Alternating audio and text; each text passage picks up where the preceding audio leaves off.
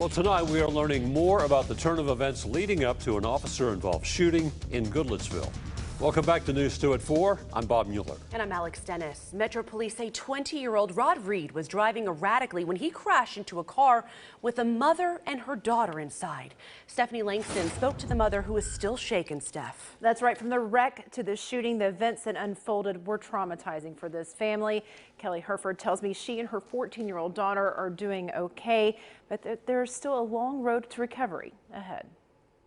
All I saw was a blue flash and impact. It happened quickly around 2:30 Tuesday afternoon. But he was driving erratically and he was kind of all over the road and just lost control. Kelly Herford didn't know what hit them. Her daughter was knocked unconscious, lying limp in the back seat. I just thought she was gone. I mean, I did. I thought she was gone. In shock and pain herself, while trying to tend to her daughter, Herford witnesses shots fired. School resource officer Byron Bolter had just left for the day at Hunters Lane High School when he stopped to assist those involved in the wreck. Whoa, is anybody in here? Anybody in here?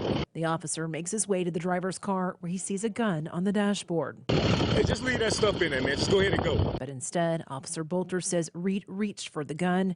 In return, he fired his weapon, striking Reed in the leg. Where you hit? Where you hit? In my leg. And at first I was like, oh my God, we were just in a wreck. Like, why is he shooting this man? But I've since seen the videos and understand what the situation was. Posts on social media from a community oversight board member, however, questioning the officer's actions, claiming police tried to kill his cousin who was shot. The video was clear. I mean, it was clear as day.